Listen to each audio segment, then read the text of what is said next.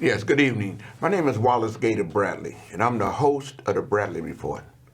I'm also the president of United in Peace, Inc. This show is presented by United in Peace, Inc. The issues today is the significance and the importance coming into 2025 in Chicago, dealing with the school. CTU and Chicago Board of Education coming together to provide a righteous education for all the students. And the situation down in Springfield between the mayor and the governor dealing with the hemp situation and how there can be legislation and also revenue. The issues for this show is brought to you by none other than the chairman of United in Peace, Inc., and that's none other than my wife, Terry Marsh Bradley. I want to say Happy New Year, and I want to say Almani, and please, let's make it do what it do. A memo that advised that could be an ethics problem. So my question for you is, why not resign from CPS to avoid any appearance of a conflict of interest? There is no conflict of interest. Much like many other city employees that are on leave, people who are on leave from the fire department, from the police department, I'm on leave from Chicago Public Schools, but there is no economic benefit for me, and there's no conflict of interest there at all. So there wouldn't be, if you went back to CPS, I mean, if you're advocating for a new contract, you would be paid whatever that new contract calls for. Yeah, well, there's no job waiting for me right now in the Chicago Public Schools. In fact, I enjoy being the mayor of the city of Chicago, and I'm grateful to have this opportunity. Look, here's what's most important here. You have someone who actually, for the first time in the history of Chicago, a mayor who taught in our public schools, right? So I understand exactly what teachers are experiencing every single day. I'm the first mayor in the history of Chicago to actually believe in the system so much so that I send my own children to our public schools. What I want for my children, what I wanted for my students, that's what I want for every single Chicagoan, from the north end of the city to the southeast end and everywhere else in between. A high functioning, high quality, well-funded public education system. And speaking of what you want with CPS, you have said many times that you never asked CEO Pedro Martinez to resign. You admonished a reporter for suggesting as much, but then there's an email from your deputy mayor, Bridget Early, to some of the old board members saying that it is your desire that Martinez leave by September. So why the discrepancy here? Here's what my desire is to ensure that every single family in the city of Chicago has a high quality public education. That's what my desire has always been, whether as a teacher and of course now as a parent, as someone who benefited from public education. This is what's most important, that every single family can feel absolute, assured, and confident that when their child shows up to a school that is fully staffed and fully resourced. That's what my heart's desire is. That's what the people of Chicago voted for when they voted for a parent and a public school teacher to lead the greatest city in the world. And CEO Martinez has said that if the district gets saddled with a labor contract that it can't afford, it could jeopardize the quality of the school system and children's access to the things that you want them to have access to. Do you agree with that? Well, here's what we do agree on, that every single child deserves a classroom that is manageable, right? So small class sizes, that's what parents want. Libraries and librarians, that's what parents want. I know because I'm one of them. Parents want to make sure that their children have a well-rounded, full, rich curriculum that includes after-school activities. We want to make sure that our special education services are fully funded, bilingual education, transportation within our public schools. We have parents who struggle to get their child from one end of the city to the other if a particular school community doesn't offer all of those services. That's what parents want. That's what's most important in this moment. We also know that other administrations took a different route, and it didn't benefit anyone, right? Except for the interests of maybe a handful of corporations. We said that closing schools would fix the finances. That was wrong. We said that taking away teacher raises, that would fix the financing. We said that laying off women, a profession that is 87% women. We said that if we lay them off, that's going to fix the financial situation. It hasn't worked. So here's what we have to do. We have to come together as a city where there's alignment. The Board of Education, the mayor's office, as well as our labor partners, we're all in alignment And so now we're going to continue to work to make sure that our schools are fully funded. We're going to work together in the state to ensure that bilingual education, transportation, and special education is funded as well. That's what parents want us to do. They want a mayor that's going to stand up and fight for them, and that's exactly what I'm going to do. Should CTU take the offer that's on the table, I believe, in terms of raises? CPS is offering 18% over 4 years. They're not really specific on staffing levels because CTU had initially asked for 14,000 additional staff members. Should CTU take the deal that's there? Well, look, there is a great deal of urgency, right, to make sure that we have a contract that reflects the values of all of our parents. But this is not just about raises. I can tell you, as someone who is taught in our elementary schools, this is about respecting teachers and teachers as professionals. There are teachers who struggle to find enough time in between courses and classes to have prep time.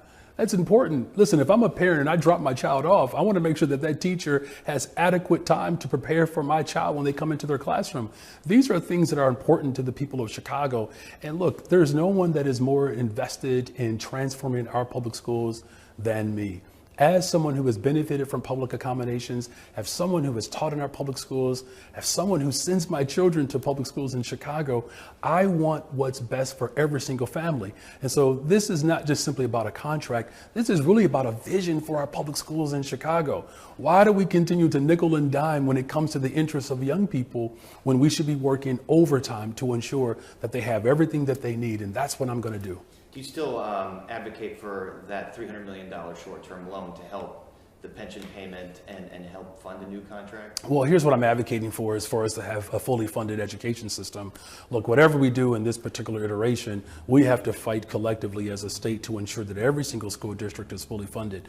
Look, there's some good news that's coming out of Springfield. We've already seen increased levels in certain aspects. But no one is patting ourselves on the back saying that we've done enough, right? We know we have to do more. And so I'm going to continue to work with our partners in the General Assembly. We're going to work with our labor partners, our Board of Education members, the first mayor to actually hold to their word around having an elected representative school board. I mean, these are exciting times for the people of Chicago. And I'm confident that we have moved beyond, sort of the trepidation of investment, and that we're not working solipsistically, and allowing, egos to overwhelm like the interest of our children. And that's what I'm excited about in this moment. So we're going to continue to fight for equitable funding in our school district. And that's something that's a worthwhile fight. And no doubt that this is your central fight to transform the schools, as you said. But what about your fiduciary duty to the taxpayers who spend 56% of their property tax bill on CPS, an agency that is deeply in debt, that is at risk of going further into debt, a downgraded credit rating it's at risk for? What about your duty to taxpayers? Yeah, so I do have a duty to taxpayers, and that's why we are working collectively to ensure that our school district is fully funded, and we're not just simply relying upon property taxes. Here's what I can say. Previous administrations did not take their fiduciary responsibility as serious as I'm taking. That's why we are in this peril, right? They said we're going to close schools, that's going to fix it. We said we're going to avoid paying people's retirement, that's going to fix it. They said that we're going to privatize our schools, that's going to save money. None of it worked. And so now I've put forth a vision that speaks to the values of parents, because I'm one of them, right? While also ensuring that we're protecting taxpayers. We can do both. Unfortunately, other administrations, were not committed to doing that. And we have demonstrated that our love for public education, our love for the people of Chicago requires to ensure that there are smaller class sizes, that there are libraries and librarians, that we have rich, full, diverse curriculum to ensure that working people feel good about their education in the city of Chicago. That is the hallmark of our democracy. And particularly at a time when we have, a president who is going to be sworn in a couple of weeks that has shown a tremendous amount of animus towards public education. And so that's why I'm committed to ensuring that not only do we make these critical investments, but that we work with our state partners to ensure that our public schools are fully funded and supported once and for all. Speaking of the state partners, I want to transition to that hemp bill, which you lobbied against. This is something the governor had lobbied for, to put regulations on these unregulated hemp Delta 8 products.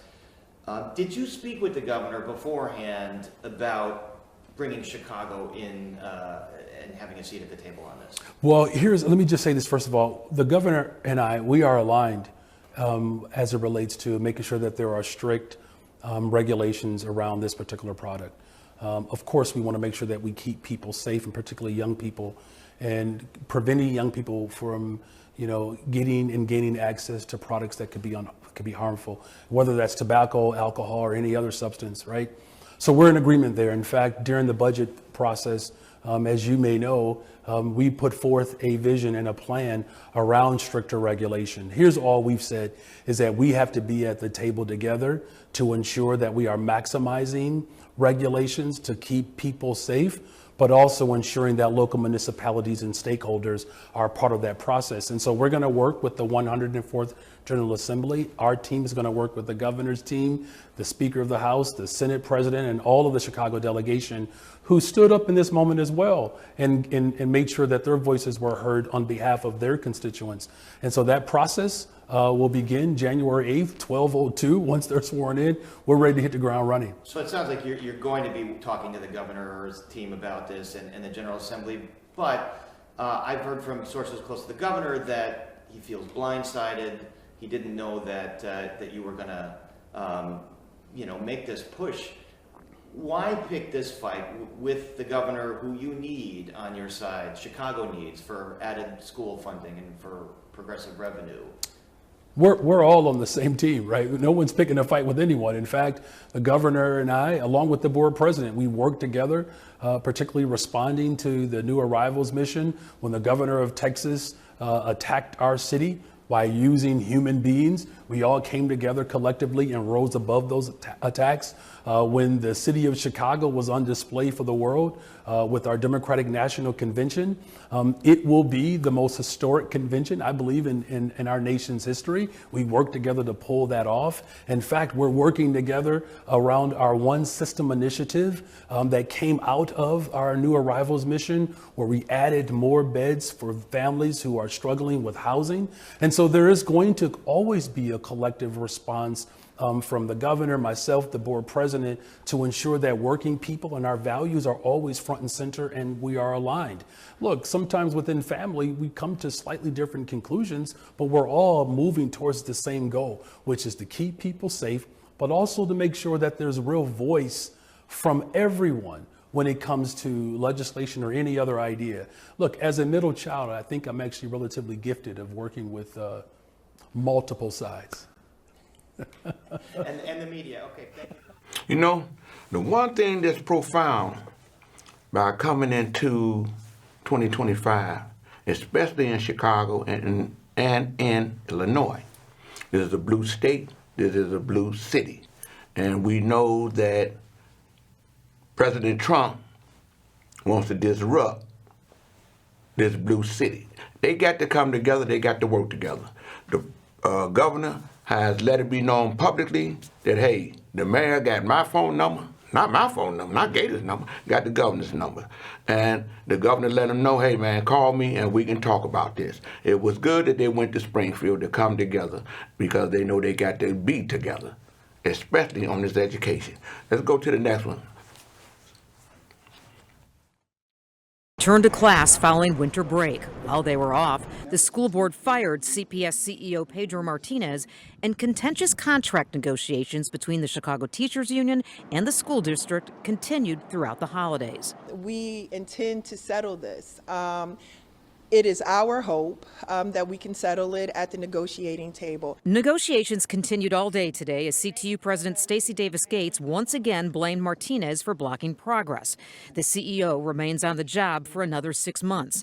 Last Friday, Martinez and his negotiating team denied slowing down negotiations. Martinez said it's just the opposite. We plead, let's get tentative agreements for the things that are already agreed upon. We went from 700 proposals now to 100 and plus. One of the biggest sticking points is money. CPS says it has offered teachers a 16% raise over 4 years, making them the highest paid in the country with the exception of some New York City teachers. CTU countered with a 24% raise over 4 years.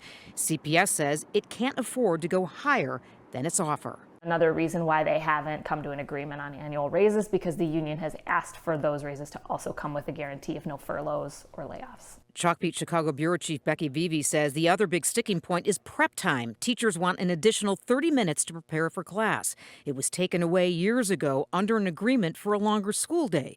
Principals have concerns. And how do we give back that prep time without eliminating time in the school day for students to be in the classroom? Additional hurdles include CTU's demand to change a teacher's evaluation system so it doesn't penalize teachers in high-poverty schools. And the union wants more control over curriculum and certain decisions principals and local school councils make. At this point, when a deal is reached, it will fall into the hands of a new school board. 21 members will be sworn in on January 15th. 10 are elected, 11 appointed by the mayor. The most wonderful thing is Chicago Teachers Union, they don't want to strike. They let it be known that they're ready to settle so that there'll be peace. But everybody know that a CEO never has the power to tell his employees or his employer what to do. Everybody know that Pedro, from what I understand, has never even came with his negotiating team. It's simple. It's going to happen, and for every one of us that got a family member, a friend that have children in the school, we got to stand up with CTU. We got to stand up with the mayor. We got to stand up with the governor for them to come together about this education, because President Trump is talking about getting rid of the Department of Education. So without further ado, I want to say to you, to God be the glory. That's Gator.